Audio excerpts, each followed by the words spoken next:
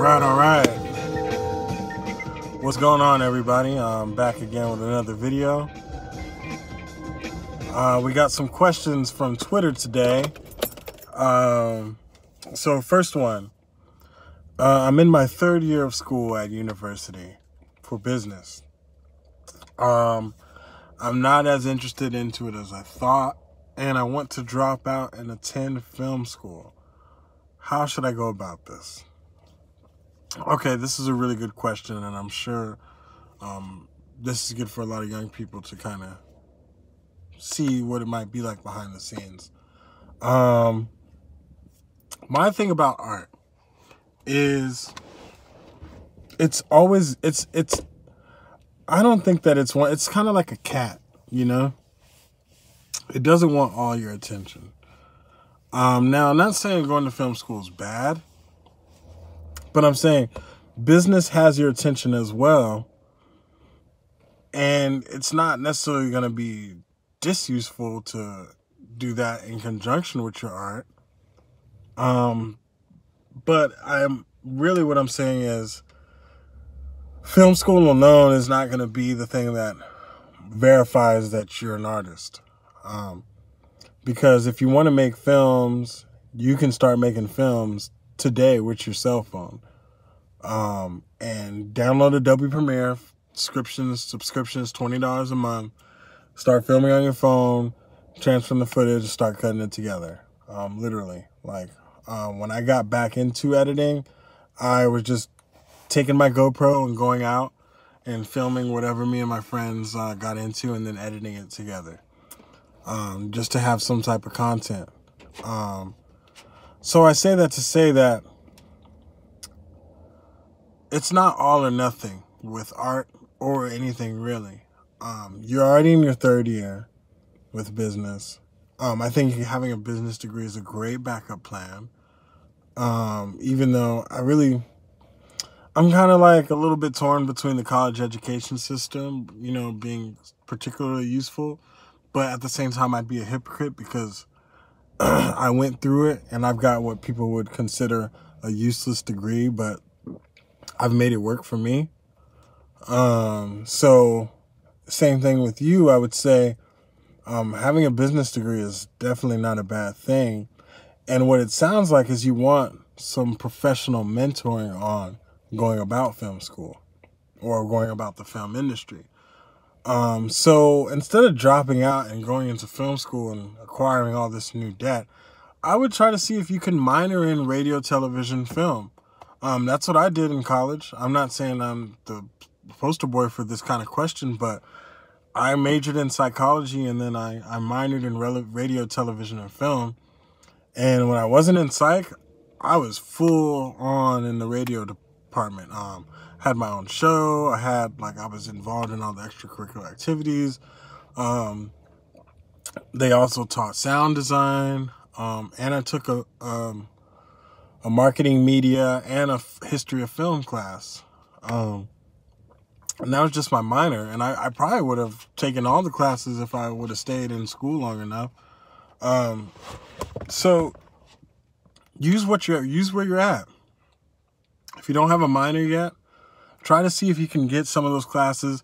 Maybe you can get into the business of music or something that even gears towards what you're already in, But to drop out just for film, I respect the art, but like I said, it's like a cat. And usually when you make those decisions that puts all of your eggs in its basket, it's like, hold on, bro, you're a little needy here.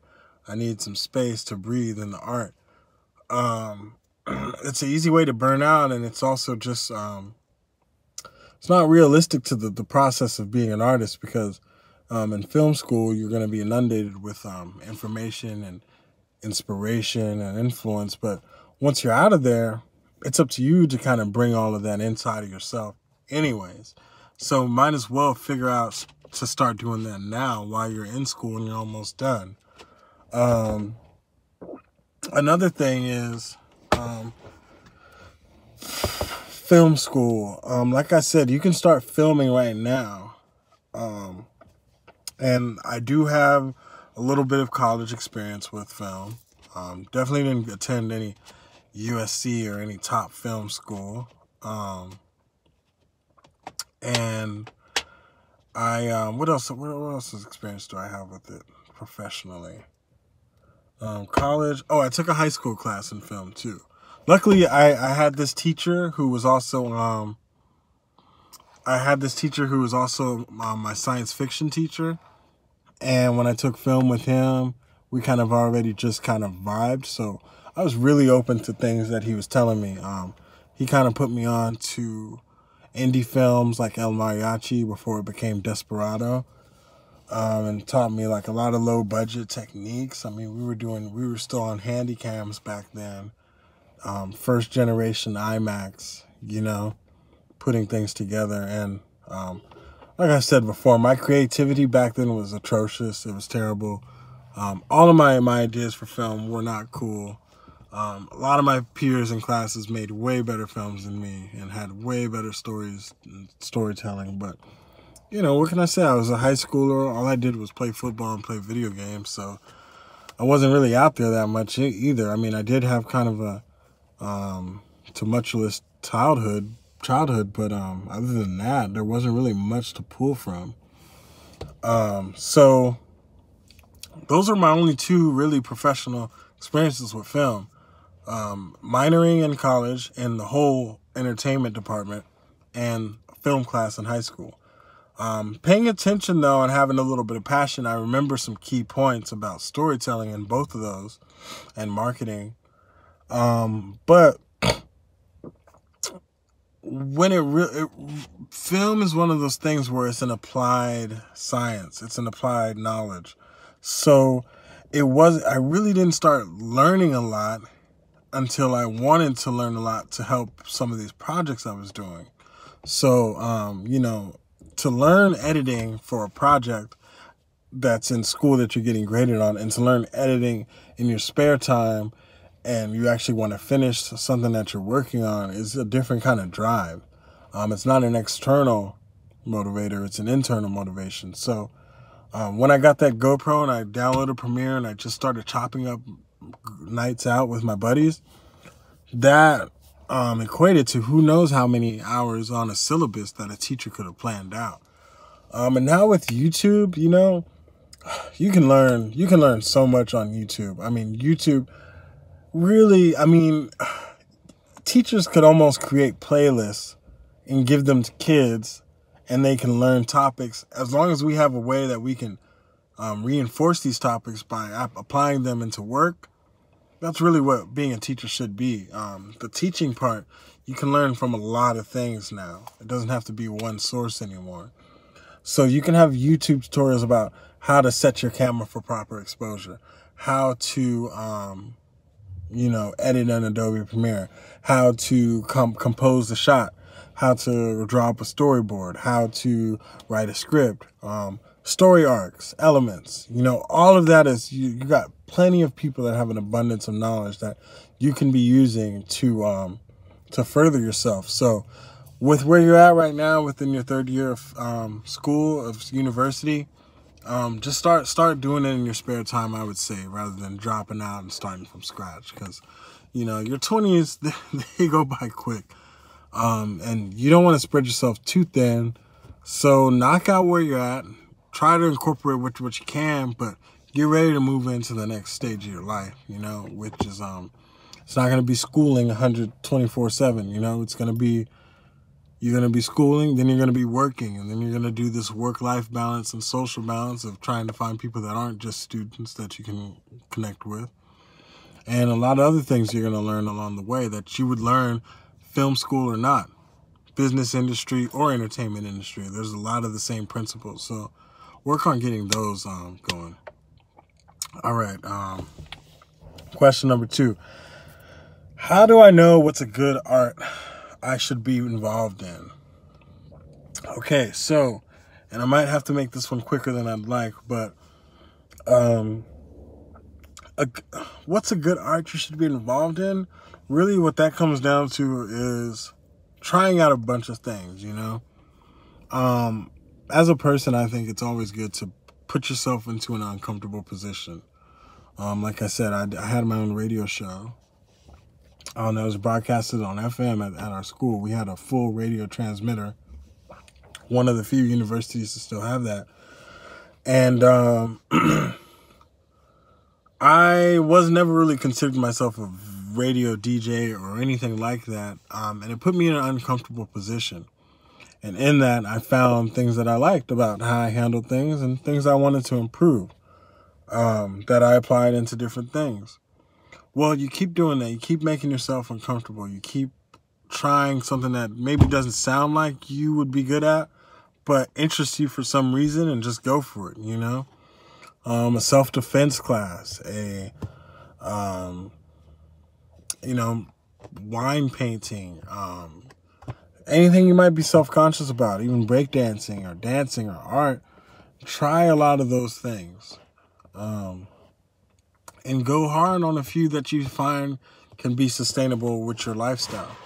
It could be meditating. It could be yoga, because you may have a living space that has space for that, and maybe not a lot of roommates, and you have a lot of time to yourself to do that. But maybe if you don't have that, maybe it's DJing. What if you do have a lot of roommates and they're always trying to party? Well, then hell, maybe you can learn the art of DJing, you know? But it's in getting those things that are putting you into uncomfortable situations that you're going to start to see what's kind of a natural inclination for you to excel in. And so when I say that, there's two things you're looking for in your own involvement as an artist. There's the things that are cathartic releases that are just for your pleasure, just for you to express. And then there's things that give you really good responses. And you need to have a balance of both of those things, because it can't all just be about for your self-indulgent. I mean, it could be, but then you're only really being an echo chamber for your own ideas. It's when you start getting responses that you get new ideas and new perspective to your own art. And so with the cathartic, that's going to teach you to learn what feels good for your body, for your mind, what feels good to get out. You know, you may have some anger that you might write into some songs, or some sad songs that you need to get out. And then once you have those and you can look at it, you're going to like, okay, it might be cringy down the line a few years later, but the fact that you have it out of your mind and into something that you can actually like observe is going to be really, really powerful for you. And at the equal level, having things that people can consume and come back to you with responses and feedback is going to be powerful for you as well. Like I've said in a previous video, you never know what people might be fans of you for, you know? I started these YouTube videos in my car and stuff, and I was like a little self-conscious about, you know, making them like this, but this is where I get good sound, and you're not going to be too distracted with the background, and I know I can be in my car at least 12 minutes a day every day. And getting some feedback, you know, from one of my girlfriends, she was saying, I actually like that you're in your car talking about it, because it's not intimidating. It makes you really approachable for this kind of content. So that's where you're going to get that response kind of thing. And then the response thing plus your cathartic thing drives you to create better and to know where you like to be applied at, you know? So, you know, do things for your cathartic, but also keep getting feedback, keep getting out there and try and do things. And eventually, by like 4 or 5 different avenues, you'll find some that really gel with who you are as a person and your personality and life structure. So yeah, those are my questions for the day. Like I said, subscribe, like, thank you for all the support. If you guys have anything you want me to review, subscribe to my Patreon for that, and you get exclusive content for the month. So yeah, we'll be back with more. Stay tuned.